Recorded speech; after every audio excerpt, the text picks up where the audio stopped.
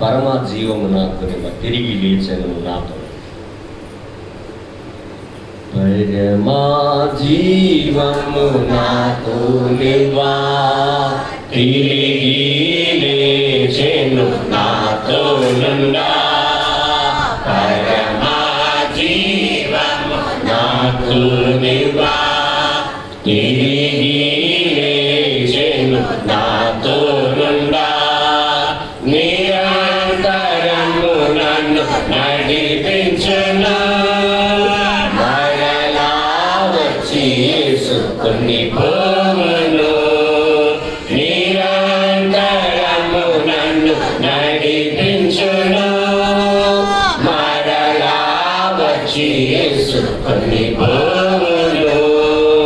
యేసు చాలును, యేసు చాలును.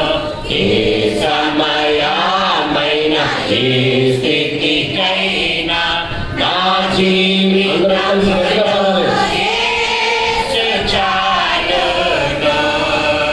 సాతాను శోధన అధికమైన సొమ్ము శిలక సాగి వెళ్ళేదను. సాతాను శోధన అధికమైన సొమ్ము శిలక సాగి వెళ్ళేదను.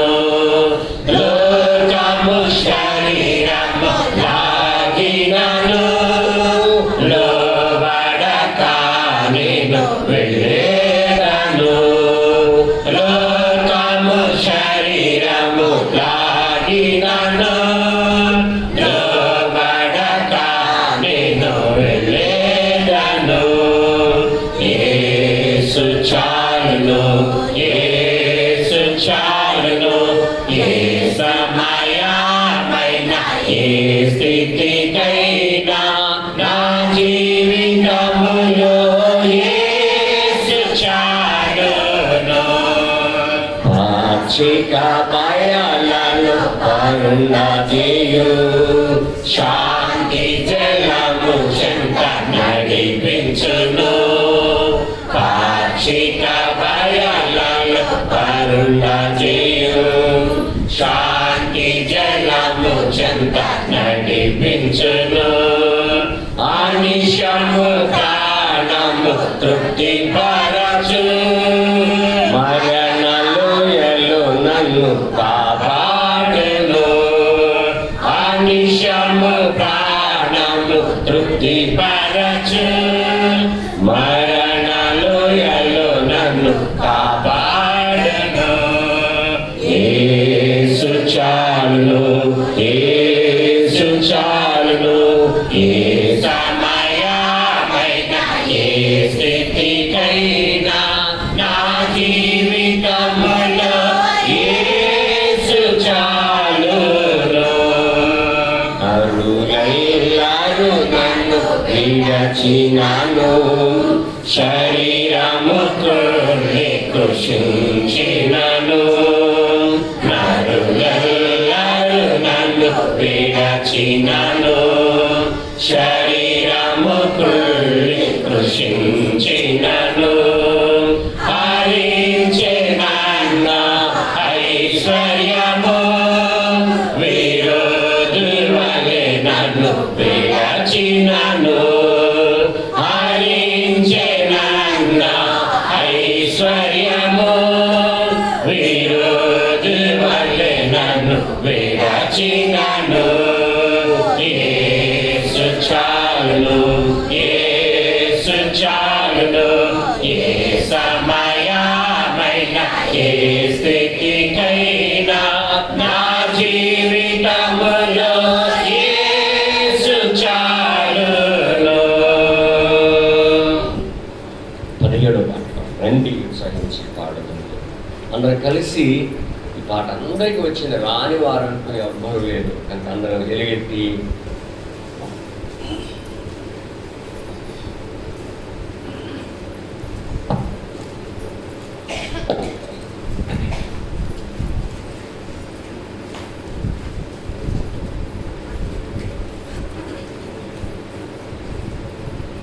పడమటికి తూర్పెంత దూరము ఆయన మన అతిక్రమములను మనకు అంత దూరపరిచియును. తండ్రి తన కుమారుని ఎడల జాలిపడినట్టు యెహోవా తన యందు భయభక్తులు గల వారి ఎడల జాలిపడును. మనము నిర్మించబడిన నీతి ఆయనకు తెలిసేయున్నది. మనము మంచివారమని ఆయన జ్ఞాపకం చేసుకొనిచున్నాడు. నరుని ఆయువు గడ్డివలినున్నది. అడవి పువ్వు పూయినట్లు వాడు పూయును. దాని మీద గాలి వీచగా అది లేకపోవు. ఆ మీదట దాని చోటు దాని నిరుగదు. ఆయన నిబంధనను గైకొనుచు ఆయన కట్టడలను అనుసరించి నడుచుకుని వారి మీద, యెహోవా యందు భయభక్తులు గల వారి మీద ఆయన కృప యుగయుగములు నిలిచి, ఆయన నీతి వారి పిల్లల పిల్లల తరమును నిలిచి. యెహోవా ఆకాశమందు తన సింహాసనమును స్థిరపరిచి ఉన్నాడు. ఆయన అన్నిటి మీద రాజ్య పరిపాలన చేయించున్నాడు. యెహోవా దూతలారా, ఆయన ఆజ్ఞకు లోబడి ఆయన వాక్యము నెరవేర్చు పరశులారా, ఆయనను సన్నతించుడి. యెహోవా సైన్యములారా, ఆయన చిత్తము నెరవేర్చు ఆయన పరిచారికులారా, మీరందరూ ఆయనను సన్నతించుడి. యెహోవా ఏలుచుండు స్థలములన్నిటిలో నన్ను స్థలములన్నిటిలోనున్న ఆయన సర్వకార్యములారా ఆయనను స్తుతించుడి. నా ప్రాణమా యెహోవాను సన్నతించుము. దేవుని కృపలో ప్రేమించబడి చేరువచ్చిన పరిశుద్ధులైన మీ అందరికీ క్రీస్తు యేసు నామమున హృదయపూర్వకమైన వందనాలు. ఈ సమయంలో మన మధ్యన ప్రియ సహోదరులు జాన్ బాబు గారు మరి పెరుగుడును తదితర ప్రాంతాల్లో దేవుని వాక్య పరిచర్యలో ముందుకు కొనసాగుతున్నారు. వారు వచ్చి దేవుని వాక్యాన్ని అందించాలని ప్రేమతో వారిని ఆహ్వానిస్తారు.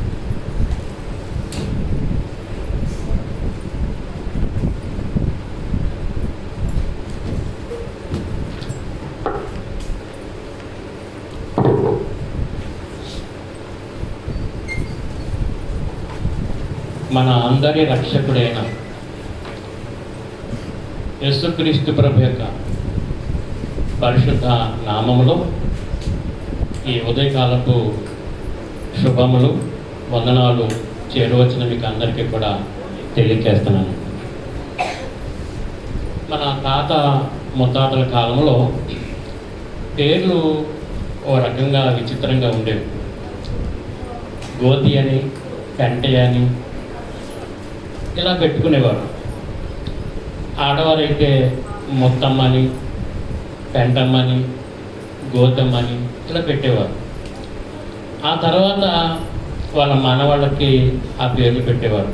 మా నాన్నగారు బాగా జీవించేవారు, మంచిగా జీవించేవారు, నీతిగా జీవించేవారు అని ఆ పేర్లు పెట్టేవారు. ఆ పేర్లు పెట్టిన తర్వాత ఆ పిల్లలు స్నేహితులతో ఉన్నప్పుడు కానీ లేకపోతే స్కూల్లో జాయిన్ అయినప్పుడు కానీ వాళ్ళని హేళన చేసేవారు. ఆ పేర్లు బట్టి హేళన చేసేవారు. అది బాగోలేదని హిందూ దేవుళ్ళ పేర్లు కొంతమంది పెట్టుకునేవారు, క్రైస్తవ పేర్లు దేవుళ్ళ పేర్లు పెట్టుకునేవారు, అలాగే మహమ్మదీయుల పేర్లు కూడా పెట్టుకునేవారు. ఖురాన్లో ఉన్న పేర్లు, బైబిల్లో ఉన్న పేర్లు పెట్టుకునేవారు. రాను రాను మరలా ఏమైందంటే ఇవి దేవుళ్ళ పేర్లు పెట్టుకుంటున్నాం, మనం ఆ ప్రకారంగా భక్తుల పేర్లు పెట్టుకుంటున్నాం, ఆ విధంగా జీవించలేకపోతున్నామని ఇంకా ఇంటర్నెట్లో చూసి ఇంకా చక్కని పేర్లు పెట్టుకుంటూ ఉంటాం. ఇంకా సేవకులు కూడా ఏమని చెప్తారంటే మా పాపకి మంచి పేరు పెట్టండి అని చెప్తారు. ఇక్కడ కూర్చున్న వాళ్ళందరిలో కూడా అందరికీ కూడా మంచి మంచి పేర్లు ఉన్నాయి. ఎవరికి కూడా వేలానికి చేసే పేర్లు లేవు. చాలామంది అంటారు నలుగురిలో మంచి పేరు తెచ్చుకున్నాడండి ఈయన అని అంటారు. తర్వాత నలుగురిలో మంచి పేరు ఉందండి ఈయన కదా. కనుక ఈ నలుగురిలో పేరున్నది, మంచి పేరు తెచ్చుకున్నాడు అని అంటే అసలు ఏ పనులు చేశాడైనా? అలా పేరు రావడానికి ఏ పనులు చేశాడు? ఒక లోక సంబంధమైన పనులు చేసి ఉండొచ్చు. లోక సంబంధమైన పనులతో చేస్తున్నట్లయితే మంచి పేర్లు చేశాడు అన్నాడు. లోక సంబంధమైన పనులు చేసినప్పుడు అది ఒక మండలానికో, లేకపోతే ఒక గ్రామానికో, లేకపోతే ఒక జిల్లాకో పరిమితం అవుతుంది. అంత తప్ప పేరు ప్రత్యక్షతలు అనేవి వేరే ప్రాంతాల నుంచి జరగవు. కనుక నీవు సంపాదించుకున్నా, నేను సంపాదించుకున్నా ఆ మంచి పేరు కొంతవరకే నిలబడుతుంది. ఒకవేళ నాయకత్వంలోకి వచ్చామనుకోండి, నాయకత్వంలోకి వచ్చిన తర్వాత నా నాయకత్వం యొక్క రోజులు తీరిన తర్వాత మరికో నాయకత్వం వచ్చింది అనుకోండి, నాకంటే ఇంకా ఎక్కువ మంచి పనులు చేసేవాళ్ళు ఉంటారు. ఎందుకంటే ఆయనకంటే మంచి పేరు తెచ్చుకోవాలి. కానీ బైబిల్లో చక్కని మాట పరిశుద్ధాత్మ దేవుడు రాయించి మనందరి చేతిలో పెట్టి ఉన్నాడు. ఏంటి అని అంటే ప్రసంగి గ్రంథంలో ఒక మాట రాయబడి ఉంది, అలాగే సామెతల గ్రంథంలో కూడా మరొక మాట కూడా, రెండు మాటలు కూడా ఒకటే రాయబడి ఉన్నాయి. ఏంటి అని అంటే ఇప్పుడు సామెతల గ్రంథంలో 22వ అధ్యాయము 1వ వచనాన్ని చూస్తున్నట్లయితే గొప్ప ఐశ్వర్యం కంటే మంచి పేరు అన్నాడు. అదే ప్రసంగి గ్రంథంలో చూసినట్లయితే 7వ అధ్యాయం 1వ వచనంలో చూసినట్లయితే సుగంధ తైలము కంటే మంచి పేరు మేలు అన్నాడు. అంటే మనం తెచ్చుకున్న పేరు బైబిల్లో చెప్పిన మాట ఒకటేనంటారు. అసలు మనం ఆలోచన చేయాలి. నేను అనుకుంటున్నాను, చాలామంది ఏమనుకుంటున్నారంటే నేను ఆ కార్యక్రమాలు చేస్తున్నాను, ఈ కార్యక్రమాలు చేస్తున్నాను, నాకు పలానా ఆయన మార్గదర్శి, ఆయన చెప్పిన మాట ప్రకారంగా నేను నడుచుకుంటున్నాను, ఆయన చెప్పిన మాట ప్రకారంగా నేను చేస్తున్నాను, కనుక నలుగురు నాకు మంచి పేరు ఉందని నువ్వు అనుకోవచ్చు. కానీ బైబిల్ చూస్తున్నట్లయితే దేవుడు ఏం చెప్తున్నాడంటే గొప్ప ఐశ్వర్యం కంటే, ఐశ్వర్యం అంటే సంపద, గొప్ప సంపద కంటే మంచి పేరు అన్నాడు. ఆల్రెడీ పేరు మనకు మంచి ఉన్నాయి కదా, మరి ఇంకా ఈ పేరు మంచి పేరేంటి అనేది మనం ఆలోచన చేయాలి. కనుక ఇక్కడ చూసినట్లయితే ప్రసంగి గ్రంథంలో సుగంధ తైలము కంటే మంచి పేరు మేలు అన్నాడు. అంటే మంచి పేరు మేలు అని అంటే దానికంటే ఏంటి దాని అర్థం ఏంటంటే మంచి పేరు అంటే గౌరవం అన్నాడు, విలువైనది. కనుక విలువైన జీవితాన్ని మనం జీవించడానికి చాలామంది ప్రయత్నం చేస్తున్నారు.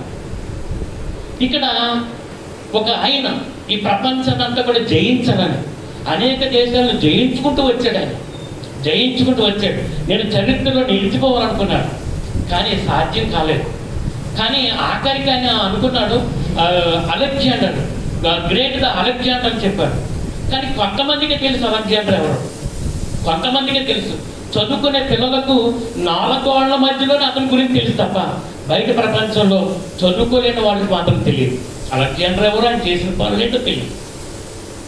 కానీ బైబిల్లో దేవుని యొక్క వాక్యాన్ని మనం ఆలోచన చేస్తున్నట్లయితే గొప్ప సందేశాన్ని, గొప్ప పాఠాన్ని దేవుడు మనకు తెలియచేయబోతున్నాడు. ఈ మంచి పేరు అనే దానిలోకి మనకు వస్తున్నట్లయితే అందరికీ మంచి పేరు ఉన్నాయి, మంచి పేర్లు సంపాదించుకోవడానికి మనం ప్రయత్నం చేస్తున్నాం.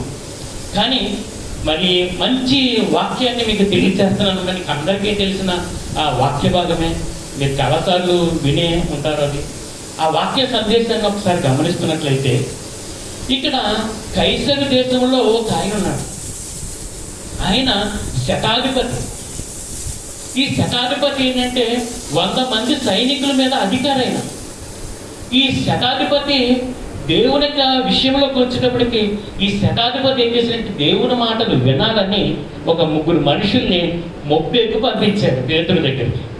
పేతురు దగ్గర ఉంటాడు, పేతురుని తీసుకురండి, ఆయన మాటలు వినాలి అని 3 మనుషుల్ని ఈ శతాధిపతి పంపించాడు. ఇప్పుడు ఈ శతాధిపతి పంపించిన ఈ 3 మనుషులు ఈ పేతురుని కనుగొన్నారు. చాలా టైం పట్టింది. అక్కడక్కడ అడిగారు, పేతురు గారు ఎవరు, పేతురు గారు ఎవరు, ఎక్కడ ఉంటారు, ఏ ఇంట్లో ఉంటారు, సీమోను గారు ఇల్లు ఎక్కడ, అక్కడెక్కడ అని కనుక్కున్న తర్వాత ఇప్పుడు కొంతమంది చెప్పారు, అయ్యా నీ గురించి ఒక 3 మనుషులు ఎంక్వైరీ చేస్తున్నారు, ఎవరు అని అంటే ఈయన ముందుకొచ్చి ఏంటంటే మీ సంగతి ఏంటి, ఎందుకు వచ్చారు అన్నాడు.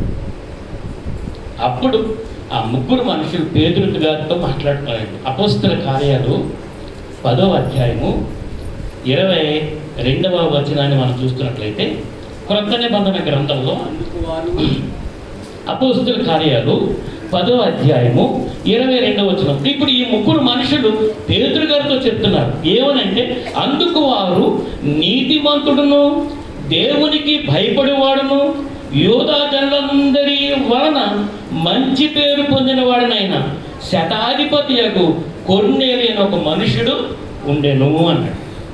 ఈయనకి మంచి పేరు ఉన్నట. మరి ఈయన చేసిన సేవా కార్యక్రమాలు ఏంటి అసలు?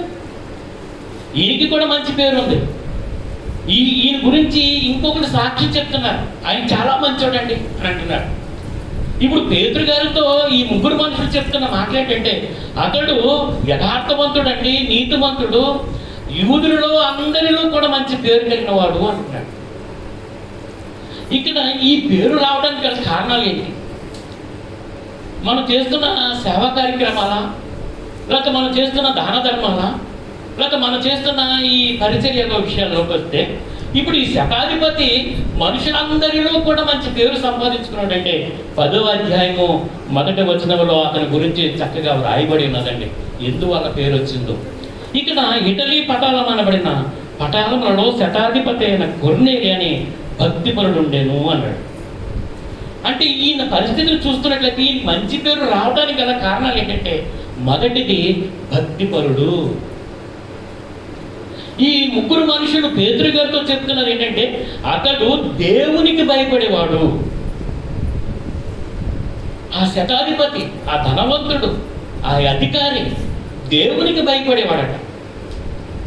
తర్వాత అతను ఏంటంటే దేవునికి భయపడటమే కాకుండా దేవుడు ఉన్నాడు, దేవుడు చూస్తున్నాడనే విషయంలో అతను భయపడుతూ భక్తిగా జీవించడంట. అతను భక్తే కాదండి, ఇంకా చూడండి అక్కడ రాయబడిన మాటను, కైసరిలో ఉండెను అతడు తన ఇంటి వారందరిలో కూడా దేవుని యందు భయభక్తులు గలవాడై ఉండి ప్రజలకు బహుధర్మము చేయొచ్చు, ఎల్లప్పుడూ దేవునికి ప్రార్థన చేస్తున్నాడు అన్నాడు. అంటే దేవునిలో లేకుండా, దేవుడంటే భయపడకుండా, భక్తి లేకుండా నువ్వెన్ని దాన ధర్మ కార్యాలు చేసినా నువ్వు ఒక జిల్లాకో లేకపోతే ఒక మండలానికో లేకపోతే ఒక దానికో పరిమితమే తప్ప దేనికి పనికిరావు. చాలామంది అంటారు, ఇగో మా మార్గదర్శి పలానా ఆయనండి, ఆయన మాటలు పట్టుకుని మేము ఈ కార్యక్రమాలు చేస్తున్నాం అంటున్నాడు. కనుక నువ్వు అనుకుంటున్నావు నేను గొప్ప కార్యాలు చేస్తున్నాం అనుకుంటున్నానే తప్ప దేవుడు లేకుండా, భక్తి లేకుండా, దేవుడు అంటే భయం లేకుండా, తర్వాత ఇంటి వారందరితో కూడా ఈ మనుషుడు భయము భక్తి కలిగి ప్రతిరోజు ప్రార్థనా పరుడుగా జీవిస్తున్నాడు. అందువల్ల ఆయనకి అంత మంచి పేరు వచ్చింది. ఈ పేరు ఒక జిల్లాకి అంటారా, లేకపోతే ఒక దేశానికి అంటారా? కాదండి. ఈ బైబిల్ ఎన్ని భాషలలో రాయబడిందో అన్ని భాషల్లో కూడా ఈయన పేరు రాయబడి ఉన్నది. ప్రపంచ దేశాల్లో ఎంతమంది అయితే క్రైస్తవుల యొక్క మనుషుల యొక్క జీవితంలో ఈ బైబిల్ ఉందో వాళ్ళందరి దగ్గర, అందరి ఇళ్లలో కూడా ఈయన కొనియాడబడుతున్నాడండి. అంటే ఇప్పుడు ఈ భక్తిపరుడైన ఈ శతాధిపతి ఎంత పేరు సంపాదించుకోవడం ఆలోచించండి. మనిషి అందంగా ఉంటే సరిపోదు, మనసు మంచిదై ఉండాలి. ఆయన అంటారు, మన సామెత చెప్తుంటాం, ఆయన చాలా మంచోడండి, చాలా మంచోడు, కానీ మనసు మాత్రం, గుణం మాత్రం మంచిది కాదండి. అని గుణం అనేది, మనిషికి గుణం అనేది చాలా ప్రాముఖ్యమైనది. ఆ మంచి గుణం ఎలాగొస్తుందనంటే నువ్వు చేసే దాన ధర్మాలు కాదు, నీ దగ్గర ఉన్న ఆస్తి అంతస్తు వల్ల కాదు, లేకపోతే నువ్వు సంపాదించిన సంపద వల్ల కాదు, కానీ దేవుని యందు భయము భక్తి కలిగినప్పుడే ఆ యొక్క మంచి పేరు అనేది మనిషికి ప్రాప్తిస్తూ ఉంటుంది. అలెగ్జాండర్ సంపాదించిన పేరు 4 గోళ్ల మధ్యలో ఓ సోషల్ స్టడీస్లోనే ఓ 4వ తరగతి 5వ తరగతి విద్యార్థులకే తప్ప ఎవరికి తెలియదు అతను. కానీ ఈ శతాధిపతి ప్రపంచ దేశాల్లో అన్నింటిలో కూడా తెలిసిన వ్యక్తి అయినా. కనుక నువ్వు నేను కూడా ఈ భక్తిపరులాగా దేవుని యొక్క మాటలకు విధేయత చూపిస్తూ, దేవుడంటే భయపడుతూ, భక్తిగా మనం జీవిస్తున్నప్పుడు మన కుటుంబం అంతా కూడా ఎల్లప్పుడూ దేవునిలో ప్రార్థనలో గడిపినప్పుడు, ప్రార్థనలతో జీవితాన్ని ప్రారంభిస్తున్నప్పుడు మన జీవితాలలో ఎప్పుడైనా సరే ఎక్కడైనా సరే కొనియాడబడతాము. దేవుని ద్వారా కొనియాడబడతాం. దేవుడు చేసిన ఈ గొప్ప మేలు, ఈ అద్భుతమైన పరిస్థితి ఏంటంటే, మనుషులు ఒకసారి నేను ఏదైనా పెడితే పొగడొచ్చు, ఒకవేళ ఎవరైనా నాకేదైనా పెడితే పొగడొచ్చు మంచివాడని. ఒకవేళ నాకు పెట్టిన తర్వాత ఇంకొకరు పెట్టలేదు అనుకోండి, వాళ్ళు శపించవచ్చు. కానీ దేవుడి సన్నిధానంలోకి వచ్చినప్పుడు, దేవుడంటే భయం కలిగినప్పుడు, దేవుడంటే భక్తి కలిగినప్పుడు తప్పనిసరిగా మనం ప్రపంచ దేశాల్లోనే కాదు ఎక్కడైనా కొనియాడబడతాం.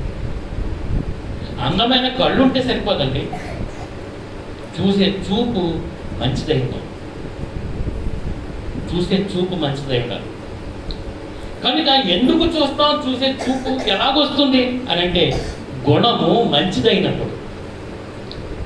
ఆ గుణము ఎందుకు మంచిగా మారుతుందంటే దేవుని వాక్యము ద్వారా. ఆ మనకున్న గుణము, ఈ చెడ్డ గుణము, ఈ చెడ్డ ఆలోచన కలిగిన మనస్సు మనిషిగా మనం ఉండాలంటే, మంచి గుణంగా మారాలంటే దేవుడు ఉన్నాడని భయం మనకు కలిగినప్పుడు చెడు విషయాల్లో జోలికి మనం వెళ్ళాం. కనుక దేవుని యొక్క వాక్యం యొక్క పరిస్థితిని మనం గమనిస్తున్నప్పుడు, ఈ యొక్క శతాధిపతి ఒక ధనవంతుడైన పరిస్థితిలోకి వస్తున్నప్పుడు ఆయన ఇంటి వారందరూ కూడా దేవుని యందు భయభక్తి కలిగిన వారుగా ఉన్నాడు. ఇంటి వారందరినీ కూడా తీర్చిదిద్దుకున్న మనిషి అయినా, ఇంటి వారందరితో కూడా ఎల్లప్పుడూ ప్రార్థన జీవితం కలిగిన మనిషి అయినా. కనుక అలాంటి వాక్యాన్ని మీకు ఈ 40 రోజులు ఈ యొక్క స్థలములో వినబడుతున్నాయనంటే ఎంత ఆశీర్వాదకరమైనండి, చాలా ఆశ్చర్యకరం. ఇదిగో ఇలాగా ఉదయకాలపు మీ కూడికలు చూసిన తర్వాత మేము కూడా పెట్టాలని మేము కొన్ని రోజులు పెట్టాం. అప్పుడు సంఘం నుంచి వచ్చిన రిజల్ట్ ఏంటంటే, అయ్యగారు మీరు ఇబ్బంది పడుతున్నారు, మమ్మల్ని ఇబ్బంది పెడుతున్నారు, మానేద్దామండి అని.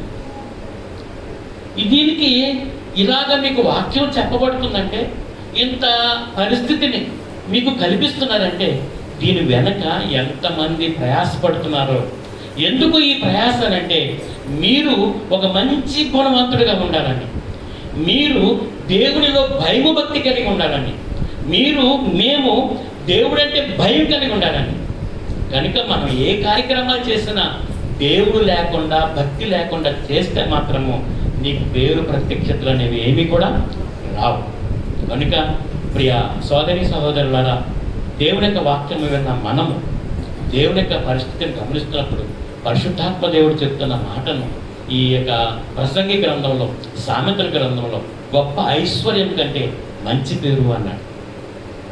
ఈ యొక్క ప్రసంగి గ్రంథంలో ఈ యొక్క పరిస్థితిని గమనిస్తుంటూ ఆయన కూడా రెండవసారి గమనిస్తూ ఆయన ఏమని చెప్తుంటే, సుగంధ తైలం కంటే మంచి పేరు మేలు అన్నాడు.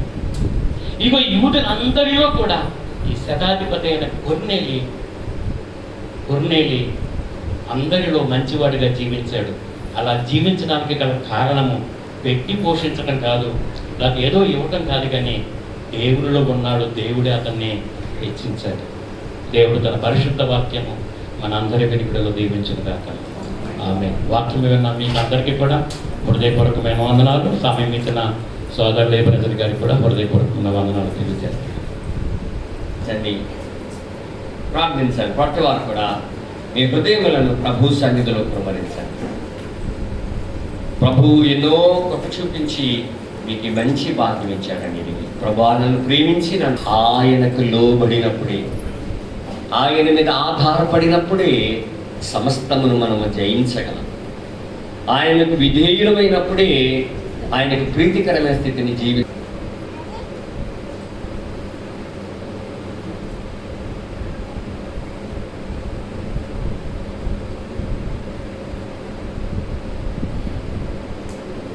లోకమునకు నీ క్షేమము దయచే. ఈ కరోనా వ్యాధి బారిన పడి ఎవరైతే చనిపోయారో వారి కుటుంబాలను ఆదరించండి. ఏ కుటుంబాల్లో అయితే దుఃఖము, వేదన, రోదన, ఈ భయంకరమైన పరిస్థితులతో, ఈ సీజనల్ వ్యాధులతో బాధించబడుతున్నారో వారందరి పేరు పేరున జ్ఞాపకం చేసుకోండి. ప్లేట్లెట్స్ జ్వరంతో, డెంగ్యూ జ్వరంతో, నాయన ఇక రకరకాలైన జ్వరములతో, దగ్గులతో ఎంతోమంది మరి బలహీనులుగా ఉన్నారు, శరీర సంబంధమైన రుగ్మతలతో బాధపడుతున్నారు. ప్రతి వారిని పేరు పిలుచుకొని జ్ఞాపకం చేసుకుని నీ కృపా పరికరం తోడుగా అందించి ఆశీర్వదింప చేయమని, స్వస్థతని మన విజ్ఞాపన చేస్తున్నాం.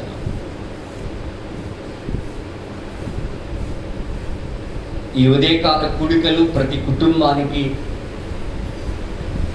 మంచి ప్రేరణగా ఉండునట్టు, అభ్యాసముగా ఉండునట్టు, ప్రతి కుటుంబము ఈ విధముగా నిన్ను ఆత్మతోనూ సత్యముతోనూ యథార్థత కలిగి ప్రార్థించి స్తుతించి గణపరిచే కుటుంబముగా ఉండునట్లు కృప చూపించండి, అభ్యాసింప చేయండి. మా ముందున్న 38 రోజులు, మా ముందున్నటువంటి 29 సాయంకాల ప్రార్థనలు నీ నామమునకు ప్రీతికరంగా జరుగునట్లుగా మమ్మల్ని అందరినీ ఆ పనిలోనూ పరిచర్యలోనూ ఒక్కొక్క పాత్రగా వాడుకొని కృప చూపించమని విజ్ఞాపన చేస్తున్నాను. ఎక్కడ నీ సువార్త వినిపించబడకుండా ఆటంకములు కలిగిస్తున్నారో వారి మనస్సులను మార్చండి. ఏ చోట రక్షణ లేని పరిస్థితుల్లో క్రైస్తవ్యం ఉన్నదో, ఏ చోట చిత్రహింసలు పడుతున్నారో వారిని జ్ఞాపకం చేసుకున్నాడు. నీ కృప చూపించండి. నీ వాత్సల్యతలో జ్ఞాపకం చేసుకుని తగిన కృపను ఆశీర్వాదం అందించి ప్రతి మనుష్యుడు క్రీస్తు యేసును స్వరక్షకును అంగీకరించబడినట్లుగా, ప్రతి వారి మోకాలు యేసు నామమున వంగునట్లుగా, ప్రతి వారి నాలుక క్రీస్తు ప్రభు ద్వారా నిన్ను స్తుతించినట్లుగా కృప చూపించమని బ్రతుములాడుకుంటూ నీ పాదపీఠములకు విజ్ఞాపన చేస్తున్నామా. ప్రేమించి కృప చూపించే గొప్ప తండ్రివి. నీ వాత్సల్యత ఎనలేనిది, కొత్తలేనిది. నీ వాత్సల్యతలో జ్ఞాపకం చేసుకుని సమస్తము నీ కాపుదల్లో నడిపింప చేయమని బ్రతుములాడుకుంటున్నాం. మాట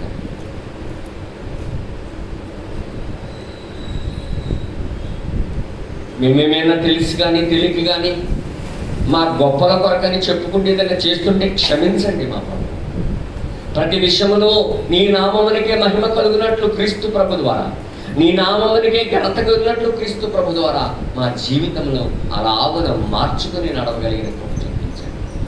వేషధారణ కలిగిన వారికి మాలో ఎవరమైనా ఉన్నట్లయితే, వేషధారణ కలిగిన బ్రతుకులు మాలో ఉంటున్నట్లయితే క్షమించి కృప చూపించి ఆ వేషధారణ తొలగించి మరి అంధకార శక్తులను, సాతాను శక్తులను బంధించి నీకు ప్రీతికరమైన స్థితిగతులలో మేము బ్రతుకగలిగినటువంటి గొప్ప భాగ్యమును, అట్టి సర్వోన్నతమైన కృపను, ఆశీర్వాదకరమైన పరిస్థితులు మాకు అందరికీ అనుగ్రహింపచేయమని, మా దేశములకు అనుగ్రహింపచేయమని, ప్రపంచములకు అనుగ్రహింపచేయమని విజ్ఞాపన చేస్తున్నాం.